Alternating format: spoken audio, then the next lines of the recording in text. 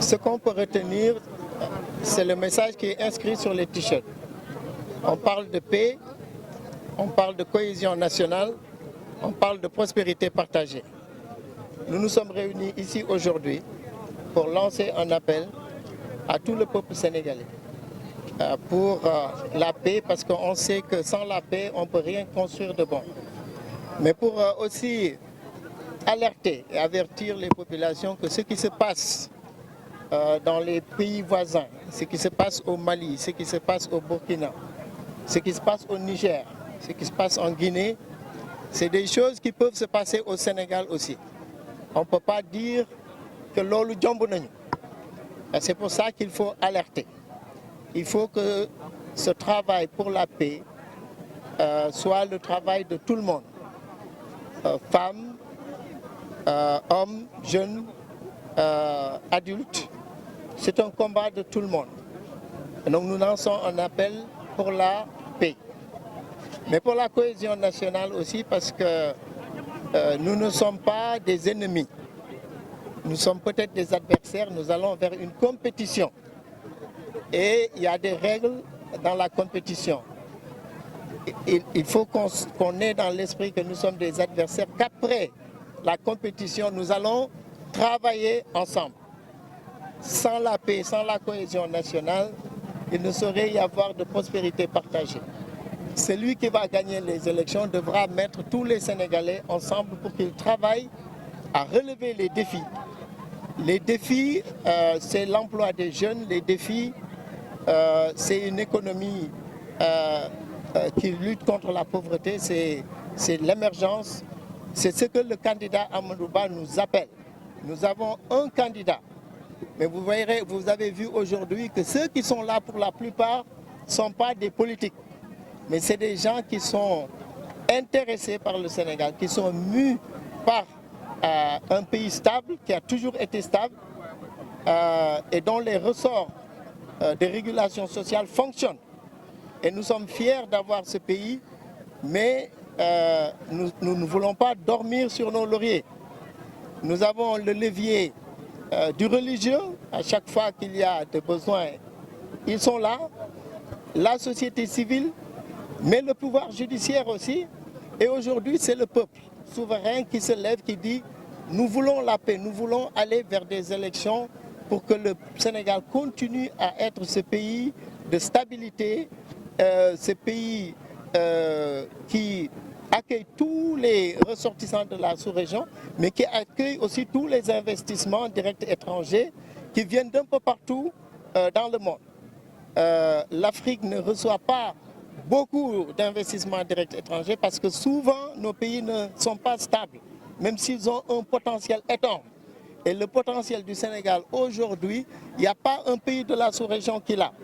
Nous avons la possibilité dans les 5 prochaines années à être la locomotive économique de la sous-région. Aujourd'hui, c'est la Côte d'Ivoire. Mais le Sénégal a le potentiel, avec le pétrole et le gaz, non seulement d'être la première puissance économique du pays, mais d'assurer ce leadership. Mais si on continue le train qu'on voit, sans la paix, sans la cohésion nationale, nous ne pourrons pas assurer ce leadership qui va nous permettre, qui va permettre à notre candidat d'installer un programme qui va créer des emplois pour les jeunes. C'est ça la quintessence du mouvement aujourd'hui, de cet appel. Je vais terminer par rappeler ce que le candidat nous a dit. Et je voudrais que tout le monde, tous ceux qui sont ici aujourd'hui, rentrent avec ce mot d'ordre. Ce mot d'ordre, c'est d'être sur le terrain. Le combat n'est pas gagné, le combat peut être gagné au premier tour, mais il faut rentrer dans les maisons. En plus de ce qui se fait sur les réseaux sociaux, c'est bien, il faut continuer, mais il faut l'accompagner par le terrain. Le terrain, je veux dire, il faut rentrer chez le voisin. Il faut convaincre le jeune frère.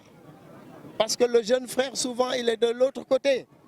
Mais il faut qu'on leur donne la lumière. Mais ça, c'est dans les discussions, c'est dans les échanges. Ce n'est pas dans la violence verbale, ce n'est pas dans la violence physique.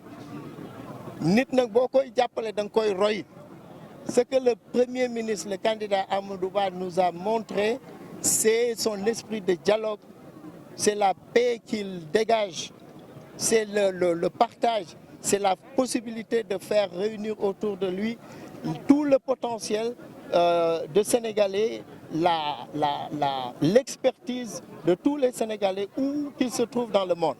Donc nous appelons au nom du candidat à œuvrer pour la paix, pour la cohésion nationale, pour que lui, quand il sera là, puisse fédérer tout le monde pour construire une économie qui va participer à la baisse du coût de la vie, qui va créer des emplois pour les jeunes et qui va assurer la paix et la sécurité. Non, je vous ai rappelé que l'avantage du Sénégal, c'est tous ces leviers de régulation sociale. Vous avez vu dernièrement, quand tout le monde était un peu paniqué, on a vu ce ressort qui a fonctionné. Les ressorts de la justice fonctionnent, les ressorts du chef religieux fonctionnent, les ressorts de la société civile fonctionnent. Aujourd'hui, la matérialisation d'un autre facteur de régulation, c'est les jeunes. Regardez ceux qui sont entre nous. Regardez les catégories d'âge. C'est les jeunes de 18-24 ans, mais c'est aussi les 70 ans et plus. Donc, toutes les catégories d'âge sont représentées ici. Pour dire quoi? Pour dire que nous voulons la paix et la cohésion nationale. Mais vous savez, les chefs religieux, la justice, mais ces gens-là habitent le pays, ils regardent ce qu'on est en train de faire, ils nous écoutent. Ils savent que tout ce beau monde qui a marché aujourd'hui a manifesté son bon vouloir de vivre ensemble dans la paix. On a vu des échauffourées hier, mais nous leur lançons un appel pour leur dire que le combat, c'est le combat des idées. Ce n'est pas le combat de la violence verbale. Parce que celui qui a la violence verbale ou la violence physique, c'est qu'il n'a pas d'argument. Celui-là n'a pas le mérite de nous diriger. Celui qui mérite de nous diriger, c'est celui qui amène des idées, les réformes, le programme économique qui va créer les emplois. Mais si vous ne l'avez pas, vous avez la violence verbale parce que vous n'avez pas autre chose à la place. Donc c'est à nous d'imposer le débat sur les idées et sur les réformes.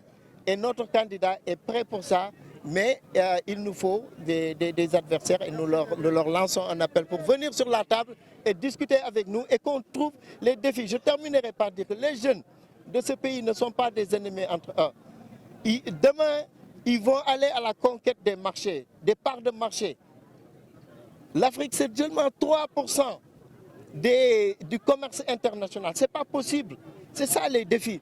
Vous ne pouvez pas créer de l'emploi si vous n'avez que 3% du commerce international.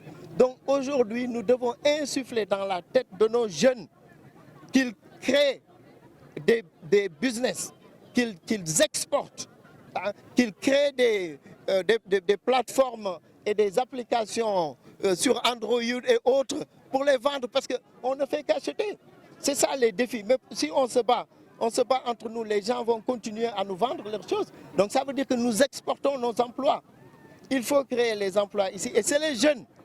Ce n'est pas toujours le gouvernement, c'est les jeunes. Le défi pour les jeunes, c'est d'être aussi compétitifs que les jeunes des autres pays. Les Ivoiriens vont continuer à nous damer le pion pour nous exporter leurs biens. Est-ce que ça, c'est la faute du gouvernement? Mais c'est pour ça qu'il nous faut former ces jeunes-là, mais aussi surtout mettre dans leur tête que le défi, c'est d'aller prendre des parts de marché ailleurs. Maintenant, il faut les former, il faut leur donner les moyens qu'il faut. Et ça, le candidat Amadou Ba, le président Amadou Ba, saura le faire. Il pourra amener les financements pour que les jeunes, les femmes trouvent ce financement, créent des entreprises, créent de l'emploi pour la prospérité partagée.